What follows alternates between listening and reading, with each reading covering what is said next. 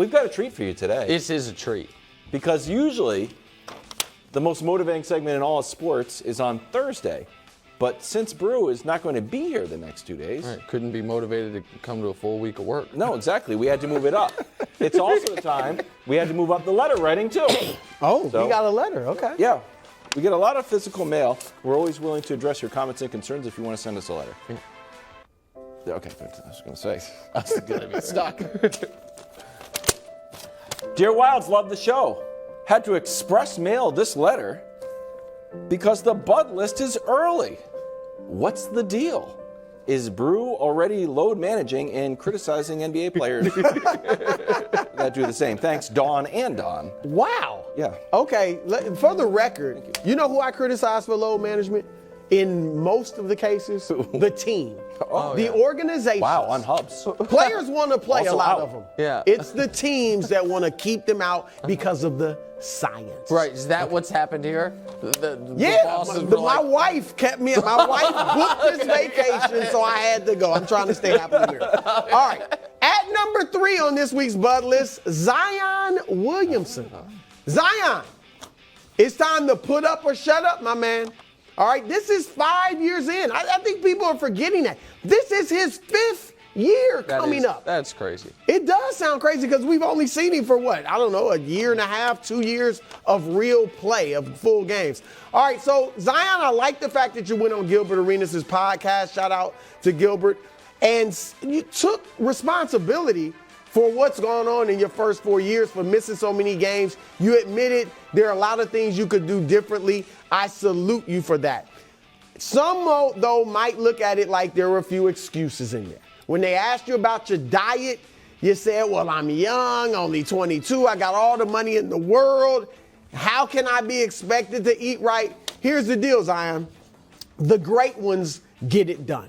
Okay, Charles Barkley lost 50 pounds early in his career so he could become a great one.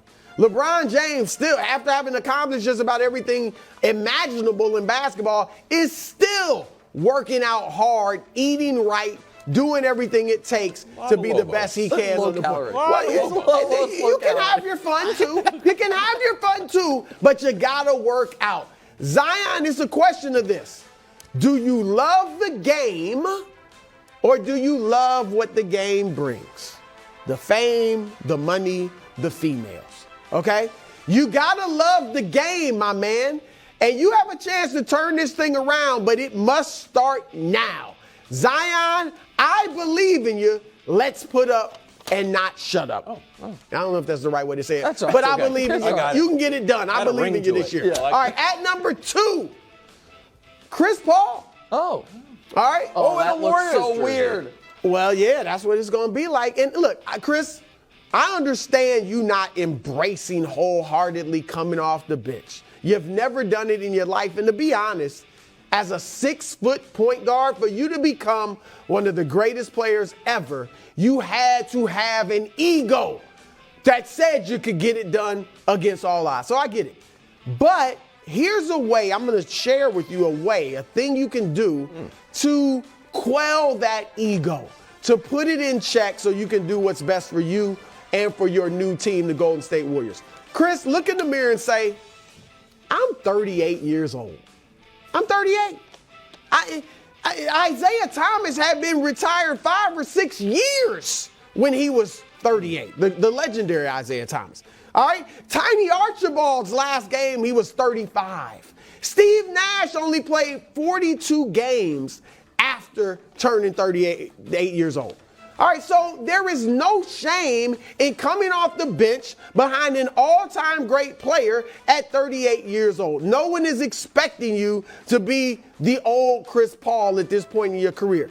So if you can embrace that and understand and accept that, then go out there and do what you've always done, which is put winning first. And if it means coming off the bench to help your new team, so be it. Chris, I believe in you. All right, at number 1, Josh Allen. Josh Allen has wowed us. Even Nick Wright has been wowed. He might not admit it, but wowed us all with his cannon that he has for an arm, Josh. With the way you can run at times, looking like a running back, the stiff arm of a Derrick Henry at times. All that has gotten you is this year's Madden cover. This upcoming season, you're on the cover of Madden, my man. All right? So it's been great. But great quarterbacks are not judged by their excitement quotient or by their endorsements or being on the cover of a video game. They're judged by Super Bowls, okay?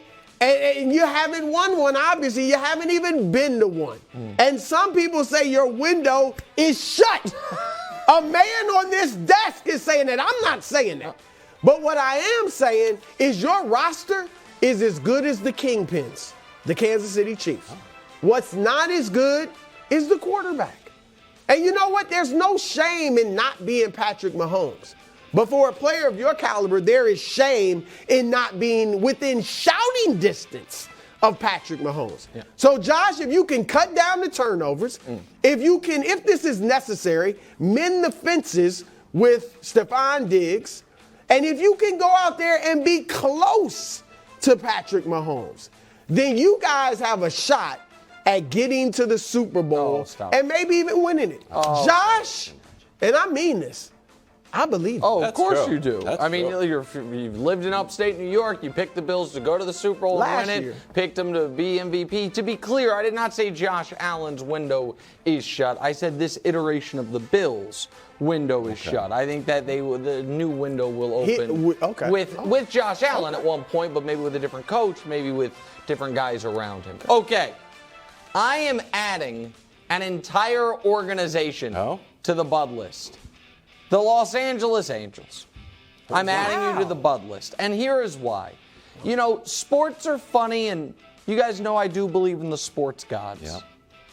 And something happened at the All-Star game last night that I thought might have altered West Coast baseball's future in a way that's really unimaginable. And that was what seemed like a good idea.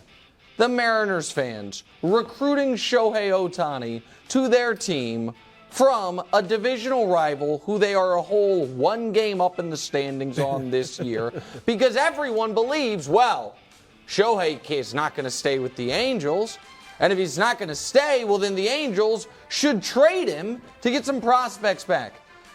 Everyone who's saying that seems to also be saying this. Shohei is the greatest player in the history of the sport. I have this odd take. If the greatest player in the history of sports on your team, you should try to keep him. So here's how you try to keep him. You are active at the deadline. You are a buyer, not a seller. 2 weeks ago, you were in the playoff picture. Now you have lost 9 of 10. You have lost 5 straight. But all is not lost. You're 5 games out of the wild card at the break. Mike Trout will be back before the end of the season. It's a 4 to 8 week injury, not a 4 to 8 month injury, his wrist. You will, quite literally, never have a better player than Shohei Ohtani. True. He's currently on your team. I don't think necessarily you have to win the World Series for him to stay there. But if you go all in on this season and make the postseason, maybe go on a short little postseason run, maybe he then stays. But trading Ohtani, when you're not even going to get this massive return because anyone who trades for him knows he could then leave a few months later, I wouldn't do it. It's a good addition, but I think he's out of there. Because their problem hasn't been talent. Mike Trout's obviously been there, can't stay healthy. They had Joe Madden at one point, great manager. Anthony Rendon kind of hadn't been healthy. Like, they just seem to be snake bitten. And I do think, Nick, that I think he's leaving as a free agent. So I do think they should trade. They should offer him $600-700 million, whatever their deal is going to be.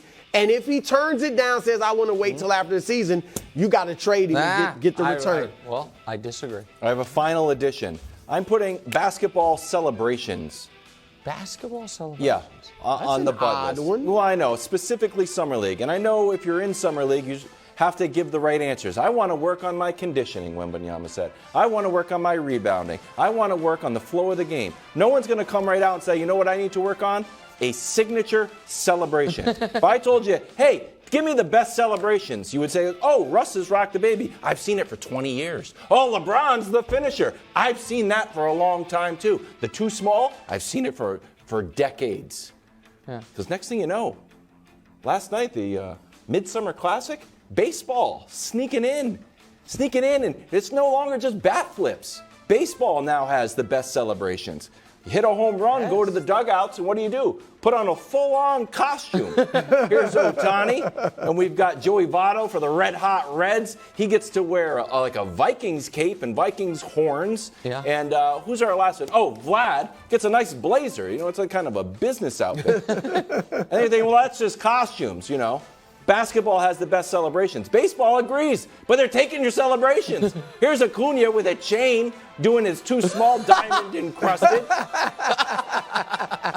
Then Jazz last month at Fenway hit a home run, hit Euro steps across. He's been doing this for years, but around the whole bases he was hitting jump shots and Euro steps. And then the most electrifying man in all of sports, Ellie De La Cruz, wins games by throwing alley-oops to his friend who then dunks it. So I know there's a lot to work on if you're a rookie in the NBA. You've got to play defense. You need team chemistry. You got to work on your jump shot. Do not forget the celebration. No one's going to tell you it's important, but it's very important. So all celebrations on the bud list. That was good. That's what they want in baseball, right? Making it fun. Yeah. Full-on costumes. Showing that personality. But notice that they all are copying basketball celebrations. You know what I mean? No, yeah. That's when's the basketball player going to hit a home run? Well, no, there's one Australian rules football one. Okay. All right. Thanks for watching. Subscribe here to get more from the show and to check out clips from other shows on FS1.